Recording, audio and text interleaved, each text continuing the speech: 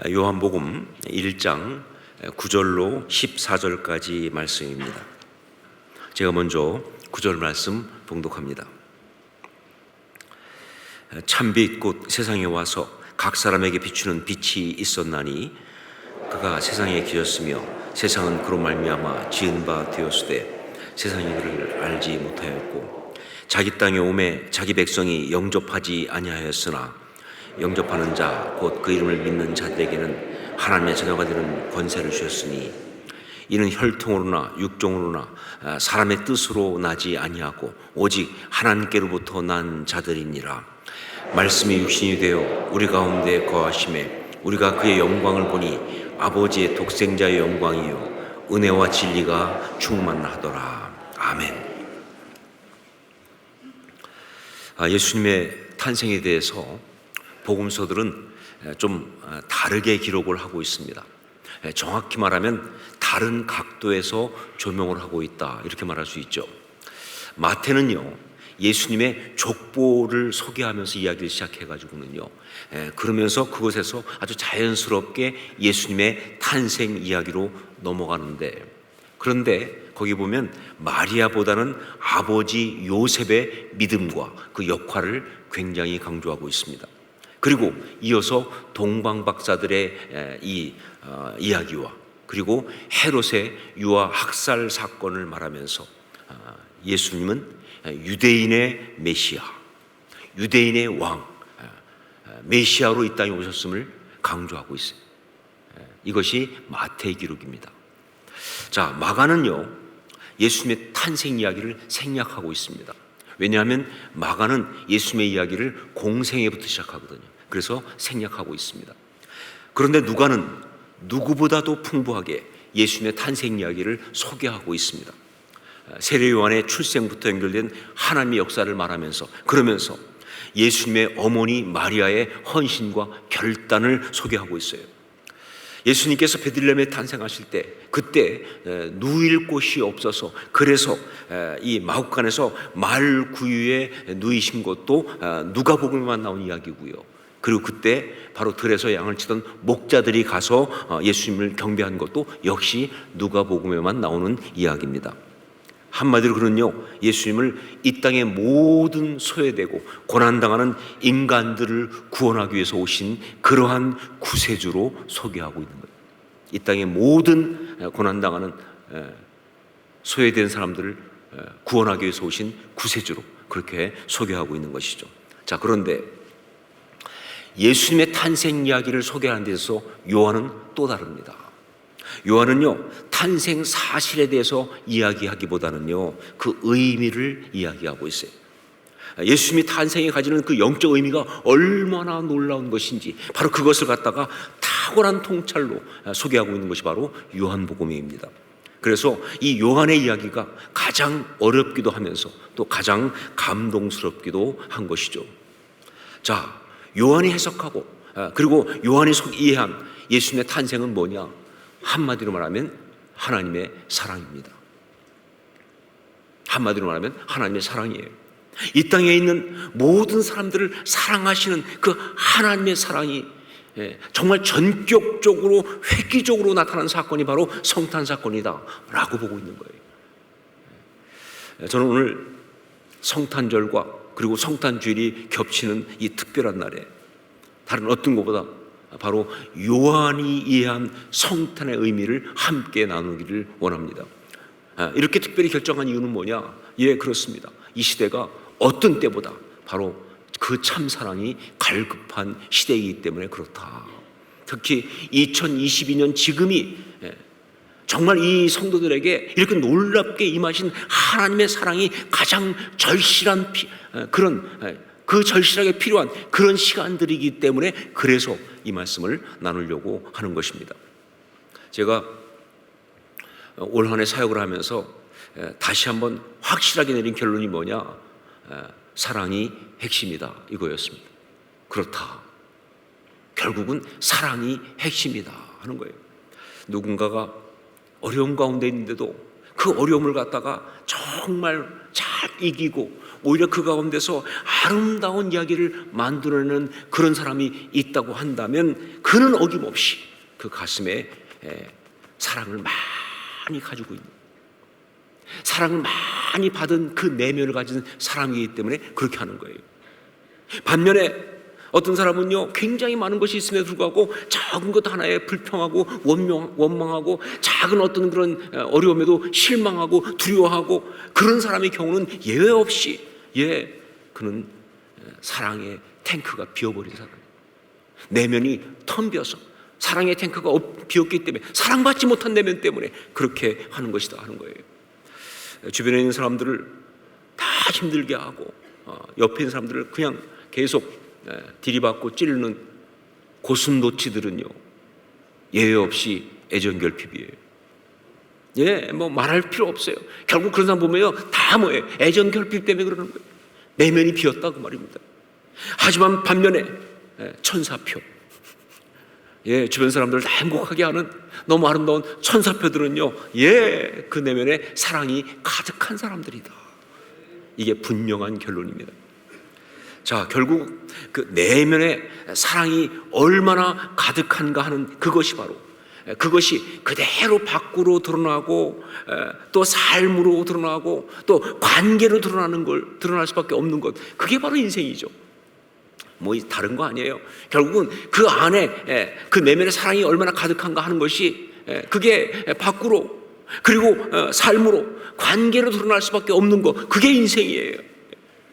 특히 올해 이 2022년처럼 아주 힘든 상황 속에서는요, 이게 너무나 확연히 드러납니다. 자, 그래서 이번 성탄절에는 다른 어떤 것보다 성탄을 통해 나타난 우리 하나님의 사랑, 그 메시지가 필요한 거예요. 성탄 통해 나타난 우리 하나님의 사랑, 그 메시지가 필요한 거예요. 지금도 동일하게 역사하시는 살아계신 우리 하나님의 사랑 이야기, 이게 정말 필요한 거예요. 정확하게 말하면 그 사랑을 우리가 회복해야 하니까, 그 사랑을 우리가 회복해야 하니까 이게 바로 성탄절이거든요. 어떻게 할 것인가? 첫 번째, 성탄절에 나타난 하나님의 사랑, 그걸 회복하기 위해서 무엇보다 먼저 지금 내가 하나님으로부터 어떤 사랑을 얼마나 받고 있는지를 알아야 한다 하는 것이죠. 이게 중요합니다. 그 성탄절에 나타난 하나님의 사랑, 그것을 회복하기 위해서는 먼저 중요한 게 뭐냐? 지금 내가 하나님으로부터 어떤 사랑을 얼마나 받고 있는지를 알아야 합니다 하는 것이죠. 마귀는요, 내가 뭐 살아가는 삶 속에서 있는 여러 가지 어려움들, 힘든 것들, 혹은 나의 어떤 실패, 어떤 그런 부족함, 혹은 어떤 범죄함, 이런 것 가지고 말이죠, 계속 죄책감을 집어넣으면서 이렇게 말합니다. 하나님이 너를 사랑하지 않는다. 하나님이 너를 사랑하실 수 없다. 너는 하나님의 사랑을 받을 자격이 없다. 이렇게 계속 얘기하는 거예요. 자, 그러나 여러분, 아니죠. 아닙니다. 2000년 전에 우리를 사랑하셔서 우리를 구원하기 위해서 친히 이 땅에 오신 그 하나님의 사랑은 지금도 여전히 변함이 없으시다 그 말이에요. 이게 성탄절의 메시지예요. 2000년 전에 우리를 사랑하셔서 우리를 구원하기 위해서 이 땅에 오신 하나님의 그 사랑은 지금도 변함이 없으시다. 그리고 영적으로 본다면요, 2000년 전 그때에 이 땅에 오신 것은요, 바로 지금 나를 위해 오신 거예요. 이제 2000년 뒤에 이 세상에 태어날 나를 구원하시기 위해서, 나를 사랑하시기 때문에 그래서 오신 거예요. 무슨 황당한 소리십니까? 어떻게 그럴 수 있습니까? 무슨 타임머신도 아니고 라고 할지 모르지만, 아니요, 성경이 정확히 그렇게 말하고 있어요. 에베소서 1장 4절로 6절 말씀, 곧 창세전에 그리스도 안에서 우리를 택하사 우리로 사랑 안에서 그 앞에 거룩하고 흠이 없게 하시려고 그 기쁘신 뜻대로 우리를 예정하사 예수 그리스도로 말미암아 자기의 아들들이 되게 하셨으니 이는 그가 사랑하시는 자 안에서 우리에게 거저 주시는 바 그의 은혜의 영광을 찬송하게 하려는 것이라. 이 말씀을 통해서 본다면요, 그렇습니다. 하나님께서 이 땅에 육신을 입고 오실 때 바로 인간을 구원하기 위해서 그래서 이 땅에 오신 것인데, 사랑하시기 때문에 그 사랑으로 오신 것인데, 그런데 거기에 이미 우리 이름도 기록되어 있다 그 말입니다. 여러분 믿으세요? 이게 영적 진리예요. 거기에 우리 이름도 기록되어 있다.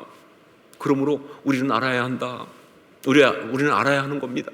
성탄을 통해서 우리를 그렇게 사랑하신 그 사랑이 바로 지금 이 순간도 우리 삶의 현장 속에서 우리 가운데 임하고 있다는 사실을 우리는 분명히 알아야 합니다.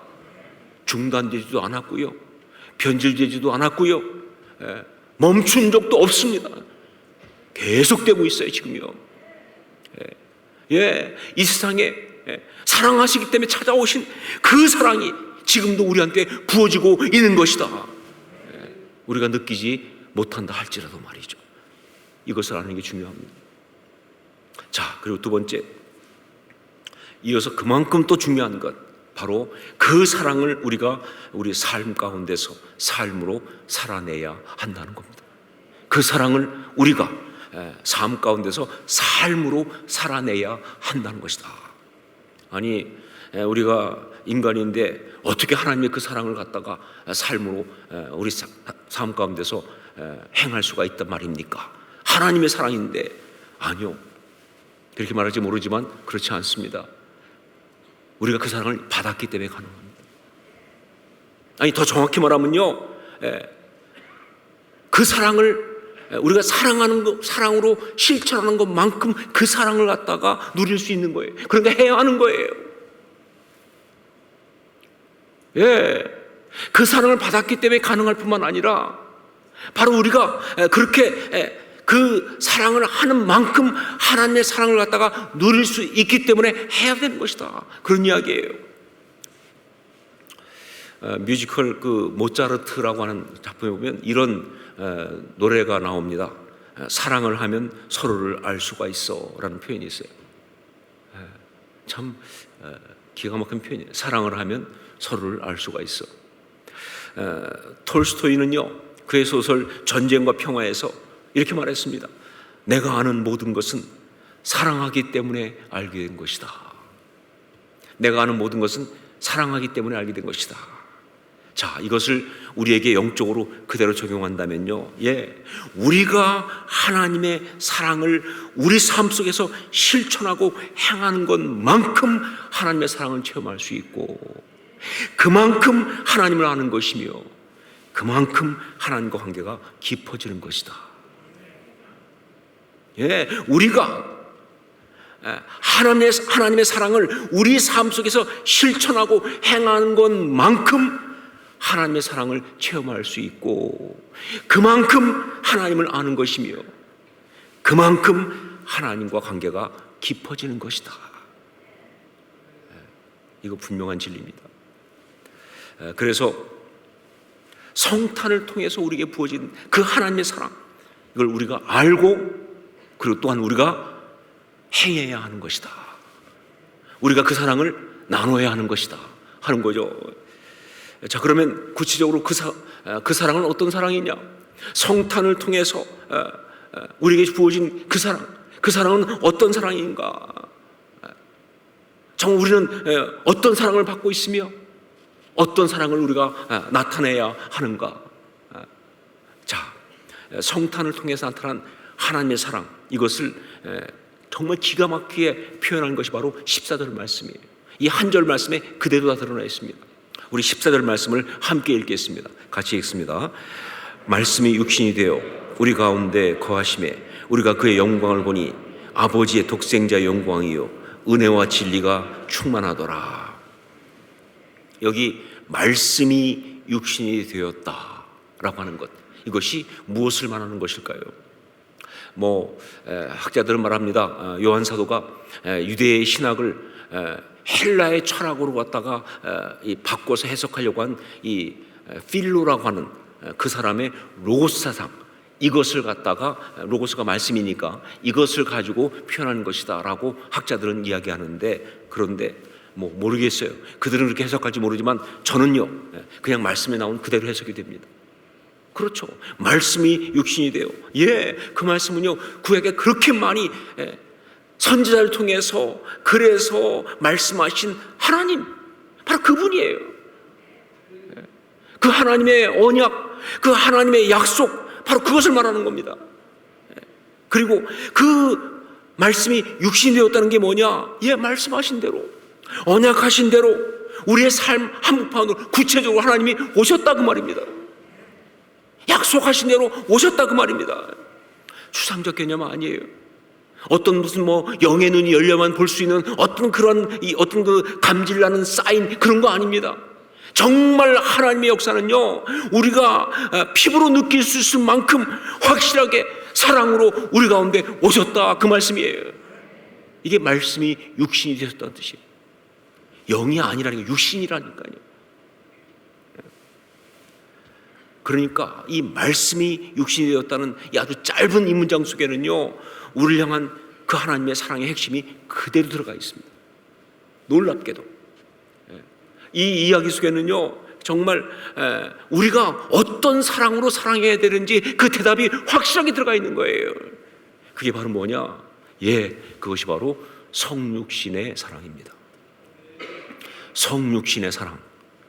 한번 따라 하십시다. 성육신의 사랑. 오늘 이것만 건지면 되시니까. 성육신의 사랑. 말씀이 육신이 돼요.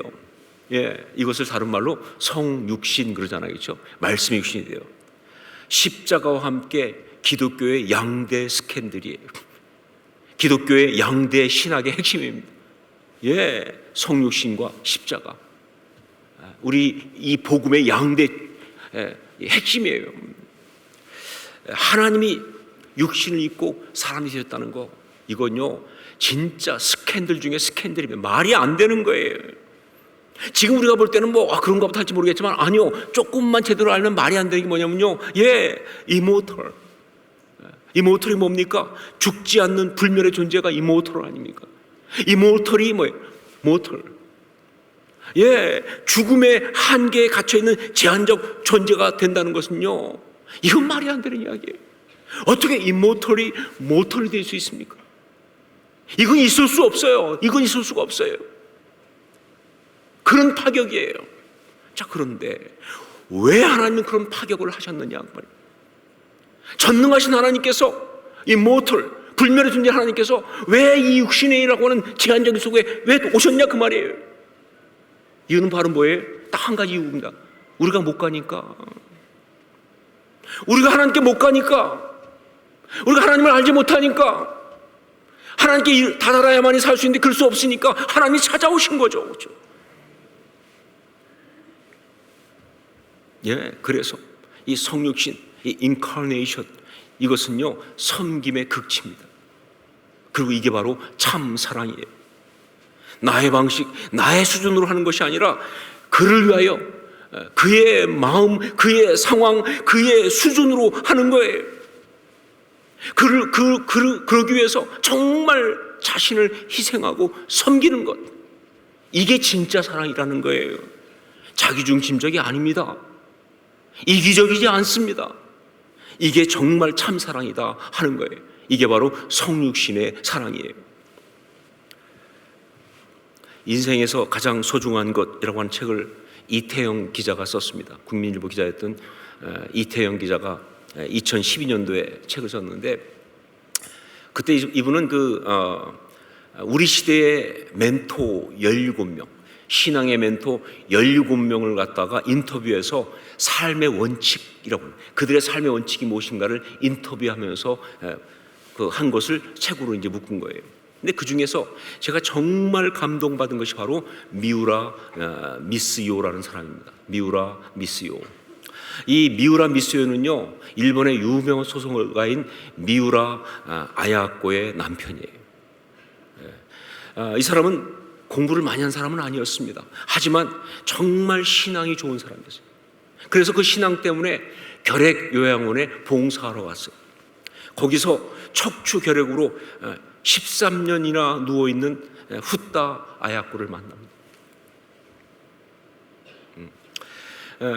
그때는 이 후따 아야코 그녀는요, 학교 선생으로 있다가 결핵 때문에 이 26세에 요양원에 들어와가지고 삶을 거의 포기하고 절망하고 있었어요. 그렇잖아요. 그 젊은 나이에 그렇게 됐으니 뭐. 그런데 거기서 자신의 어릴 때 친구였던 다다시를 만납니다. 그런데 그 다다시가 예수 믿는 사람이에요. 그래서 그 다다시를 통해서 예수를 믿게 돼요. 그러면서 마음속에 다다시를 굉장히 사랑하게 됩니다. 자, 그런데 그 다다시가 어떠한 일이 있어도 너는 살아야 한다 라는 유언을 남기고 먼저 죽어요. 그러니까 너무 무너진 거예요. 그때 그 앞에 이 미우라 미스요가 나타난 겁니다. 한 1년 좀 되었을 때. 그런데 놀라운 것은 그 미우라 미스요가 다다시하고 너무 느낌이 비슷한 사람이에요. 그래가지고 말이죠, 그냥 다다시를 다시 보는 것 같은 어떤 그런 막 마음이 생기는 거예요. 그런데 그런 이 아야코의 어떤 그걸 보면서 그때 또 미스요는 하나님 앞에 이런 마음을 받습니다. 내 생명을 다 줘도 좋으니까 아야코를 낫게 해주세요 라는 기도가 시작되는 거예요. 아직 무슨 사귀거나 그런 것도 아닌데 그냥 그런 여인을 보면서 미스요는 내 생명을 다 줘도 좋으니까 아야코를 좀 낫게 해주세요 하는 기도가 시작된 거예요. 그러면서 두 사람이 가까워졌고요. 그런 중에 언제 죽을지도 모르는 아야코에게 미스요가 청혼을 합니다. 그때 생각은 뭐냐? 3일만 같이 살아도 좋으니까 결혼하겠습니다. 그래가지고 결혼을 했는데 기적적으로 아야코가 회복되었고요. 나중에 그녀가 소설을 쓰기 시작합니다. 그래서 42세 나이에 아사히 신문의 이 현상소설 공모에 공모를 했는데 1등을 했어요. 그 소설이 유명한 빙점이라는 소설입니다. 이후에 그 소설 쓰는 아내 옆에서 미스요는 아내가 불러주면 받아 적어주면서 40년간의 결혼 생활을 유지했어요, 함께. 그리고 1999년에 아내가 세상을 떠났습니다. 이 인터뷰를 할 때가 그 2012년 정도 그때인데, 그때도 여전히 미스요는 아내의 채취가 있는 2층 다다미방 거기에서 살면서 그 아내를 그리워하고 있다라고 그렇게 표현하고 있었어요. 90이 다 된 미우라 미스요, 이 사람이 마지막으로 정의한 그 사랑에 대한 정의가 정말 제 가슴에 남더라고요. 사랑이란 어떤 환경 속에서도 상대방을 행복하게 해주겠다는 의지와 헌신이 아닌가 합니다 라고. 사랑이란 어떤 환경 속에서도 상대방을 행복하게 해주겠다고 하는 의지와 헌신이 아닌가 합니다. 그렇게 평생을 아내의 곁에서 섬겼으면서도 이 미우라 미스요는 말합니다. 이제 머지않아 아야코를 천국에서 만나면 먼저 이기적인 남편이었던 것을 사과할 작정입니다.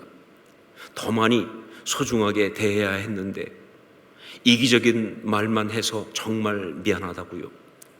살아있을 때 좀 더 많이 사랑한다고 말해줘야 했었는데 그러지 못했습니다. 사랑에는 마침표가 없는 것 같습니다. 저는 특히 이 책을 읽으면서 정말 한 가지 굉장히 강하게 깨달았던 것이 뭐냐, 이 책이 무슨 책이냐, 우리 시대의 멘토들의 삶의 원칙을 말하는 것이라는 사실이 굉장히 강하게 왔어요. 그렇습니다. 미우라 미스요의 삶의 원칙은 이렇게 사랑하는 거예요. 이렇게 사랑하는 것이 바로 신앙인의 삶의 원칙이에요. 그 삶을 아름답게 하는 삶의 방식입니다. 감정이 아니에요. 이게 삶의 원칙인 거예요. 여러분, 성육신의 사랑은요, 우리가 이 땅을 살아갈 수 있는 힘이고요, 그리고 삶의 원칙이 되는 겁니다. 그냥 있는 이야기가 아니에요. 우리가 이 땅을 살아갈 수 있는 삶의 힘이고요, 삶의 원칙이에요. 그 사랑을 받았기에 우리가 행복할 수 있고, 그리고 그 사랑을 나누기에 우리가 아름다울 수 있는 겁니다. 다른 게 없어요. 그 사랑을 받았기에 우리가 행복할 수 있고, 그 사랑을 나누기에 우리가 아름다울 수 있는 거예요. 솔직히 말해서 우리가 그동안 했던 사랑 거의 다 가짜입니다. 진짜 우리가 성육신의 사랑을 했다고 한다면요, 우리의 삶에 참된 행복과 아름다움이 훨씬 더 넘칠 거거든요. 근데 그렇지 못하다고 하는 것은 가짜다, 그런 얘기죠. 이기적이죠. 자기중심적이죠. 내 욕심에서 나오죠. 아니요, 그것은 진짜 사랑이 아닙니다. 그러나 이 참사랑은요, 그 사랑을 받답게 우리가 행복할 수 있고, 그 사랑을 나누기에 우리가 아름다울 수 있는 유일한 방법이에요. 성육신의 사랑, 성탄절은 바로 이 메시지를 다시 한번 회복하는 그런 날이 성탄절입니다. 그래서 우리한테 성탄절을 주시는 거예요. 여러분 잊지 마십시오. 우리가 그 사랑을 받았다는 것을. 그리고 이제 우리가 누군가를 사랑할 때 이제부터는요, 언제나 꼭 기억할 단어가 있어요. 바로 성육신이라는 단어를 기억하셔야 돼요.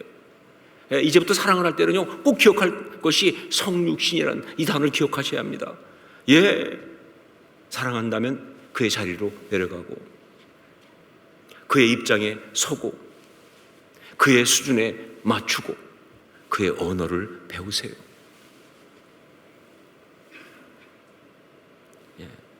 그를 행복하게 하기 위하여, 오직 그를 행복하게 하기 위하여. 그때 하나님의 그 성진 사랑이 우리 심령 속에 가득 찰 겁니다. 가장 먼저 우리가 행복해질 거예요. 그리고 우리가 아름다워질 줄로 믿습니다. 이게 2022년 성탄절 메시지입니다. 기도하겠습니다.